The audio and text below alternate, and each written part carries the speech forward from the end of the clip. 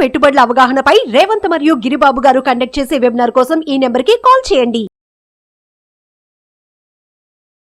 ప్రేక్షకులకి మీ రామచంద్రమూర్తి నమస్కారాలు.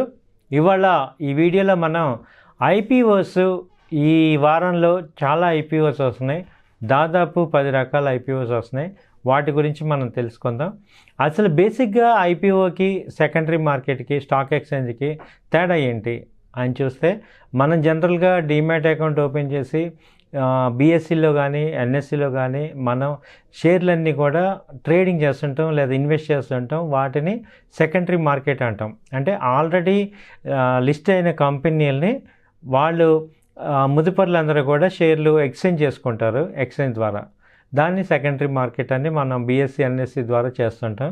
అదే ఇప్పుడు ఓపెన్ ఆఫర్ అంటే ఆఫర్ ఫర్ సేల్ అంటాం, లేదా ఐపీఓ ఇనీషియల్ పబ్లిక్ ఆఫర్ అంటే ఫస్ట్ టైము డైరెక్ట్గా కంపెనీసే ప్రజల దగ్గర నుంచి డబ్బులు తీసుకొని వాళ్ళ వ్యాపార కార్యకలాపాల కోసం వాడటాన్ని ఐపీఓ అంటాం. అది మనందరికీ తెలిసిందే. ఇవాళ ఈ ఐపీఓలు దాదాపు ఈ వీక్ ఒక 10 ఐపీఓ కంపెనీలు వస్తున్నాయి.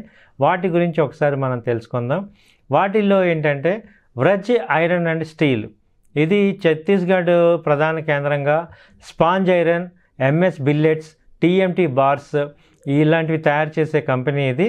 ఈ కంపెనీ ఈ నెల 26న స్టార్ట్ అయ్యి 28న ముగిస్తుంది. అయితే దీని యొక్క ప్రైస్ బ్యాండ్ తీసుకుంటే 195 నుంచి 207 వరకు నిర్ణయించారు. అలాగే రీటైల్ మదుపర్లు కనీసం 72 షేర్లు అయితే తీసుకోవాలి. అలాగే ఎస్ఎంఈ విభాగంలో Shivalik power control, Sylvan Plyboard, Manas Infratech, విశామన్ Global Sales, the Money Fair, Divine Power, Petrocarbon and Chemicals, డిన్స్టైన్ టెక్ ఐపీఓలు ఇవన్నీ కూడా ఐపీఓలు ఈ వీక్లో వస్తున్నాయి. అలాగే టోటల్ ఐపీఓ క్యాపిటల్ వచ్చి 1992 కోట్లు. అలాగే ఇంకా ప్రధాన విభాగంలో స్టాన్లీ లైఫ్ స్టైల్స్ ఆఫర్ వచ్చి 25వ తారీఖు ముగిస్తుంది. అలాగే ఎస్ఎంఈ విభాగంలో ఎన్యూట్రికా, విన్నీ ఇమిగ్రేషన్ ఐపీఓలు 24న, మెడికాన్ ఆర్గానిక్స్ ఐపీఓ 25న ముగుస్తున్నాయి. అలాగే ఇటీవల ఈ ఐపీఓ ముగించుకొని లిస్ట్ అయిన కంపెనీలు వచ్చి డి డెవలప్మెంట్ ఇంజనీర్స్, యాక్మే ఫిన్ట్రేడ్ ఇండియాలు ఈ నెల 26న సూచీల్లో లిస్టింగ్ అవుతున్నాయి. అలాగే ఇంకొక మేజర్ ఐపీఓ వచ్చి అలైడ్ బ్రెండర్స్ అండ్ డిస్టిలరీస్, ఇది ఆఫీసర్ చాయిస్ విస్కీ తయారీ సంస్థ అయిన అలైడ్ బ్లెండర్స్, ఇది కూడా ఐపీఓ వస్తుంది. జూన్ 25న స్టార్ట్ అయ్యి 27న ముగుస్తుంది. అలాగే దీని యొక్క ధరలు వచ్చి 267 నుంచి 280 దాకా ఉన్నాయి. ఇష్యూలో భాగంగా 1000 కోట్ల తాజా షేర్లు ఈ ఆఫర్ ఫర్ సేల్లో 500 కోట్ల షేర్లని ప్రమోటర్లు వాళ్ళు విక్రయిస్తున్నారు. రీటైల్ మదుపర్లు ఏంటంటే కనీసం 53 షేర్లు నమోదు చేసుకోవాలి. ఇప్పుడు చాలామందికి వచ్చే డౌట్ ఏంటంటే ఈ ఐపీఓలో ఇన్వెస్ట్ చేయడం బెటరా, లేకపోతే ఈ యొక్క స్టాక్ మార్కెట్లో లిస్ట్ అయ్యాక బెటరా అనేది ఒక పెద్ద డిబేటు.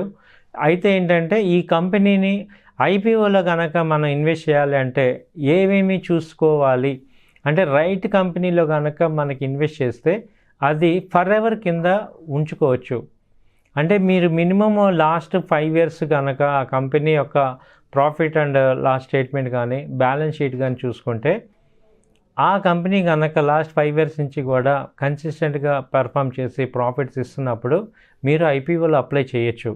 అది కూడా ఫ్రీ అమౌంట్ అప్లై చేయండి.